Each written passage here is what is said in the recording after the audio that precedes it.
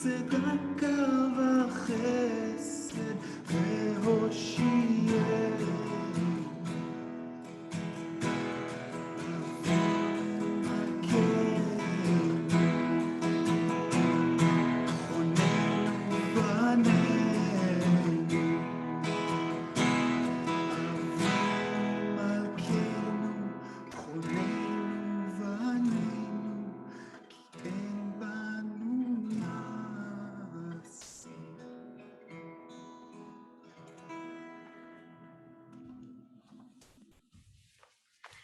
Shana Tova. You can all try that at home too. Shana Tova, which means Happy New Year. And well, there are really a lot of phrases we get to say this time of year, but one we offer on Yom Kippur is Gamar Chatima Tova. It's a little bit harder than Shana Tova. Try that.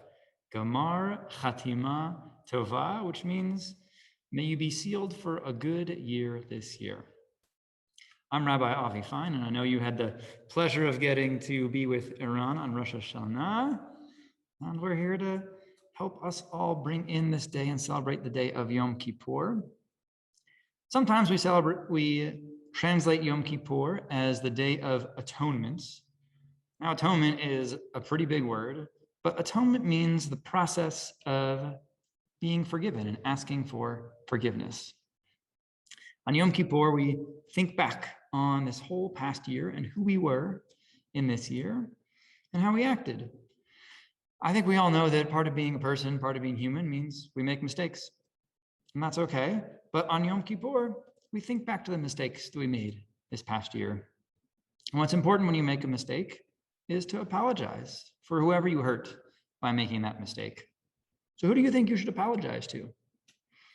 Should you apologize to yourself, to your parents, to your friends, to your grandparents, to more people? The answer is probably yes to all of them. You apologize to whoever you hurt, which probably at sometimes was yourself, and it sometimes was a friend, at sometimes your parents. So they all deserve an apology. Yom Kippur is a reminder that we have the responsibility to ask others to forgive us for our mistakes. And that we have the responsibility in this new year that we just entered, 5782 in the Hebrew, in the Jewish calendar, that in this new year we have the responsibility to be the best version of ourselves. And that's what we work towards. All the prayers that we offer, all the songs that we sing, even the fasting that adults do, those are all tools to help us remember to be responsible for ourselves and for the world. And so we wanted to start our service after offering Avinu Malkeinu, where we want to next offer the words of Aleinu. That's a part of our service every Shabbat and even every day. And Aleinu means it's on us, meaning we are responsible. And if you happen to go to Camp Kalsman this past summer, I think you'll be familiar with this version.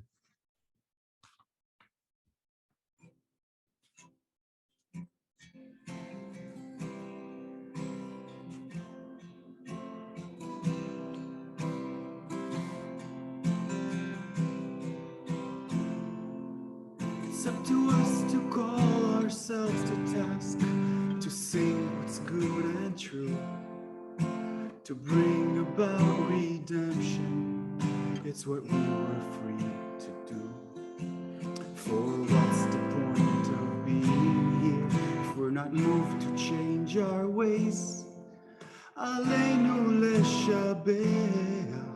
It's time to live our praise.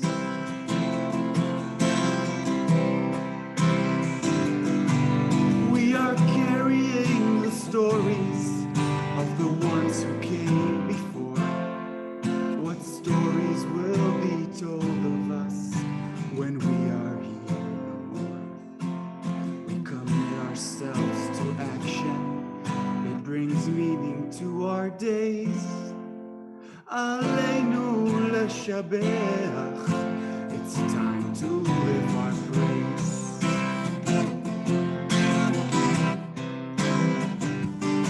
It's up to us to own the vision. We are an answer to a call. It's up to us to live the word we speak for the benefit of all. It's up to us to bow down to Him. There's a a broken world to raise. Aleinu leshabeach. It's time to live our praise. Aleinu leshabeach. It's time to live our praise. We continue our service with the words of the Baruch Hu, which we call our call to worship. It's this call, sometimes call and response, reminder to check in with ourselves, to be present as we offer these holy words. And if you want, Eran and I are standing up. The Baruch Hu is one of the points in our service when we stand. That's up to you.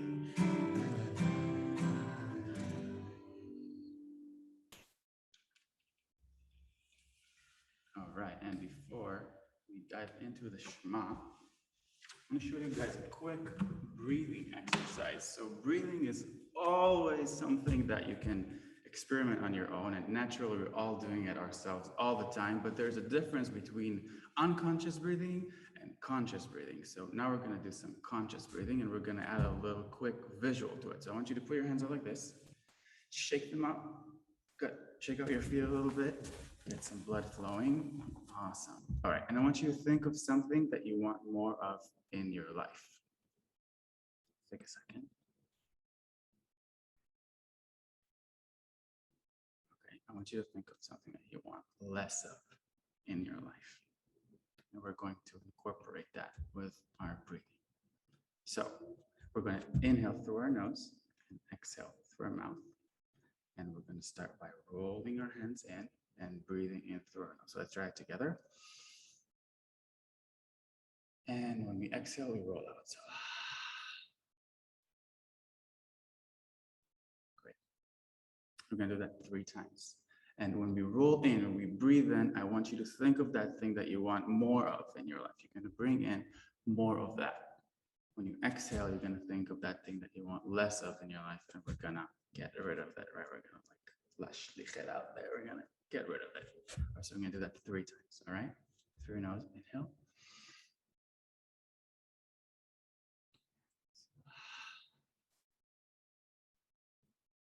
You can close your eyes if that feels comfortable. Inhale through your nose.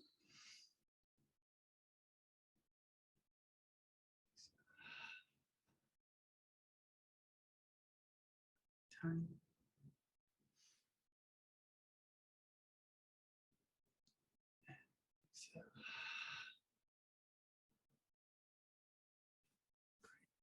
Now we're in a much better place to welcome the Shema, which we're going to sing together.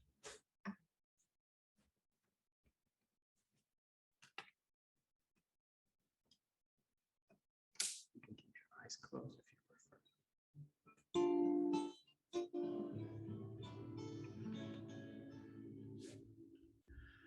Shema Yisrael Adonai Eloheinu Adonai Echad.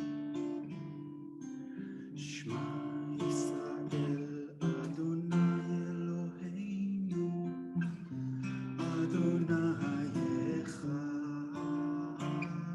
Shema Yisrael Adonai Eloheinu Adonai Echad.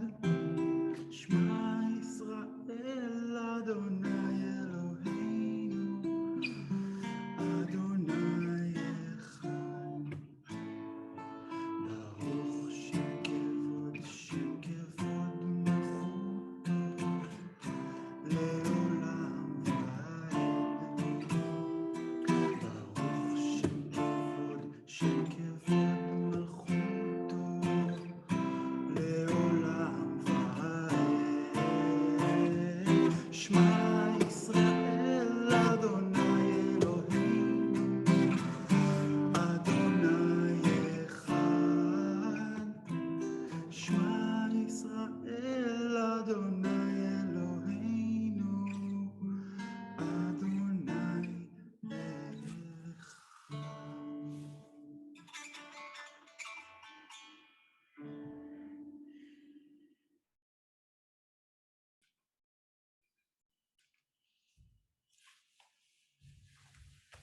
We're now going to offer one of the prayers that we actually only offer on Yom Kippur, and it's called Al Chet, which means on the sin that we committed, but this particular version of it reframes things from sins into the positive, which I think is a much better way of looking at things. So you are welcome to join in as Eran and I read these words.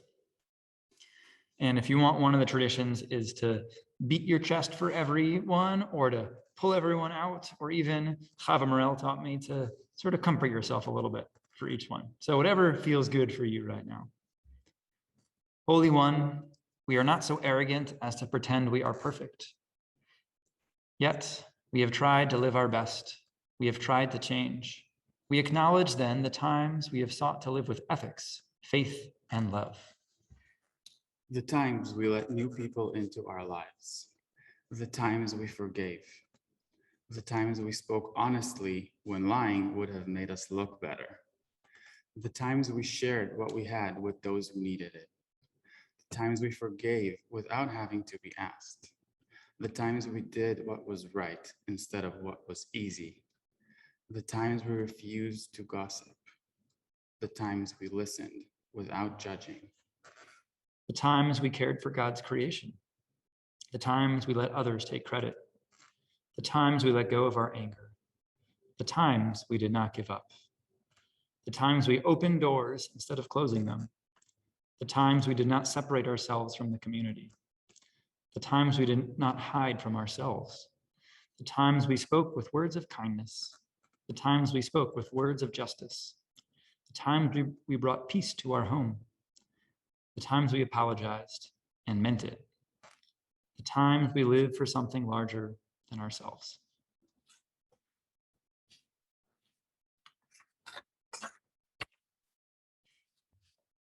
I'd like to tell us a story today, and it's called The Scratch on the Gem. A long, long time ago, in a land really, really far away, there was this amazing ruler who ruled their people with justice and kindness. There were roads, and everyone had a place to live, and everyone had food to eat. The ruler did a really good job making decisions. And it may be because this ruler had a little secret that nobody in the kingdom knew.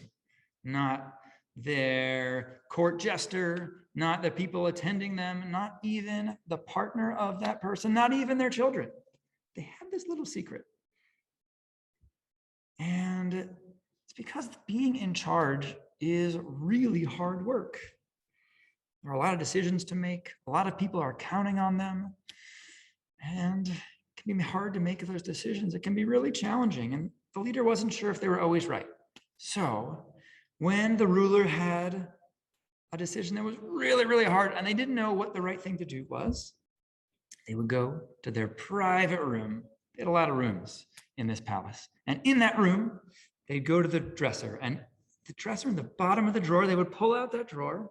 And inside was a box. Inside the box, they would pull out, there was a bag. And inside the bag was a blue gemstone, the size of the ruler's hand. And it was pristine and beautiful, and the light would reflect off of the gem, and the ruler would go to their chair right in the corner by the window where the light was coming in and just look into the gem and see the light reflected and then get calm. And through looking at that gem, they were able to decide what decision was the best decision to make. One day, the ruler was having a really, really bad day. There were a lot of hard decisions to make. The ruler didn't feel like they were making the right decisions. So they came to their private room. They went into the dresser. They went into the last drawer. They opened the box. They opened the bag, and there was the gem. But then it slipped. And it fell, and it hit the ground, and the ruler looked at it. It hadn't cracked, but there was a big scratch on it. The ruler said, okay, fine, it's a little scratch. I need to make this decision. So they sat down in their chair, watched the gem as the light shined in, but all they could see was the little scratch. They didn't see the lights. They didn't see the refractions. All they could see was the scratch, and they were distracted and irritated and couldn't make their decision. And so they left the room. And a couple of days passed, and the ruler was making terrible decisions, and nobody was listening to each other, and things were kind of devolving into chaos. So finally, the ruler said to one of their assistants, I've had this secret gem. It helps me make all my decisions, and now it's scratched, and I don't know what to do anymore. And so their helper said, let me find some of the best gem cutters in all the land, and they'll know what to do. They'll be able to fix it. And they called the first one in. They took a look, said, wow, that is a bad scratch. There's no way I can fix that. It's way too deep. They called the next one in, says the same thing. And the third one, the same thing. So the ruler is really sad. They don't know what to do. And it just so happens that an artist is walking by and says, you know what? Would you mind if I take a look at this? I think I could maybe fix it. And the person says, well, I guess it couldn't hurt. So the artist goes into a room and says, give me 3 days. All I need is some food and water. Okay. They go in the room. They're there for 3 days. Seems like they're working day and night. And they come out and they say, you know what? I think I'm done. So the ruler gets the gem, goes to their spot right by the window in their chair, looks at it, and sees the scratch is still there, but then notices around the scratch are a couple of leaves and then some petals. And the artist has made a beautiful flower out of this scratch that was in the gem. Sometimes things that we think are flaws are actually things of beauty. A scratch could be a scratch, or it could be something really pretty. And the same is true for people. Sometimes we think that our flaws, the things that are wrong with us, or our pain and our wounds, we think that's who we are, but also they can be transformed into things of beauty. And that's one of the messages of today, of Yom Kippur, that we're all a little bit broken, but through the right work, we can turn our brokenness into wholeness and into beauty. Gemar Chatima Tova.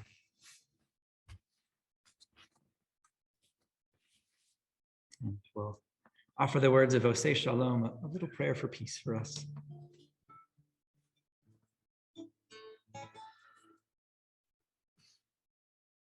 Osei Shalom,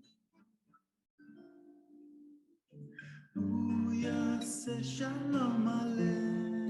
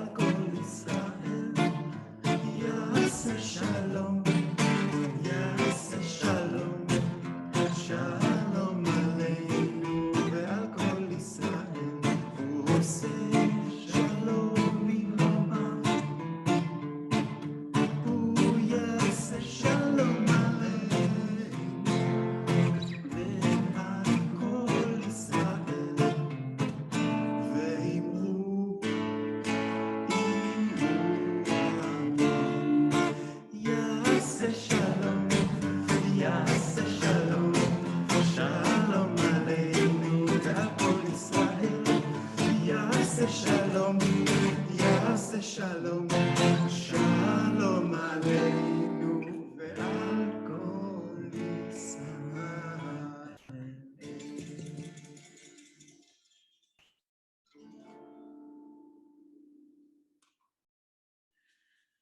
As we get near to concluding our service, towards the end of every service, we offer a mourner's Kaddish, which is a moment of memory, a moment to think about those people in our lives who we love and who still love us, but who are no longer living, but who we carry with us inside.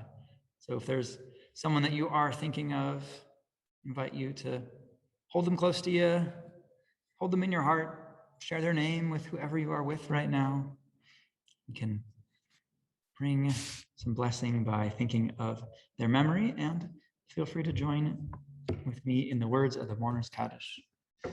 Yitkadal v'yitkadash shemei Rabbi, ve'amad divrach yirteh ve'amlich malchuteh, v'chayechon v'yomechon v'chayeh dechol be'Yisrael, v'agala v'izman kariv v'imru. Amen. Yehei shemei Rabbi mevorach le'olam omei omaya. Yitbarach v'yishtabach v'yitpa'ar v'yitramam v'yitnaseh. Vitadar vitalev vitalal shemei dekudesha brichu le'ela min kol birchata v'shirata tushbechata v'nechemata damiran be'alma v'imru. Amen. Yishlam Rabbi min shemaya v'chayim aleinu v'al kol Yisrael v'imru. Amen. Oseh shalom b'imromav u'yaseh shalom aleinu v'al kol Yisrael v'al kol yoshvei tevel v'imru. Amen. Zichronam livracha. May their memories be for a blessing. We'll return to that place we started, to Aleinu. It's up to us to own the vision. We are an answer to a call. It's up to us to live the words we speak for the benefit of all. It's up to us to bow down deeply. There's a broken world to raise. Aleinu leshabeach. It's time to live our praise. Aleinu leshabeach. It's time to live our praise.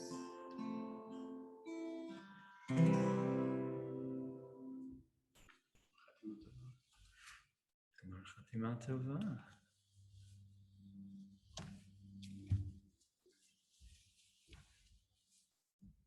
We're going to give the Shofar Blast a try. One last blast to blast us off into this new year. Tfiya Gdola.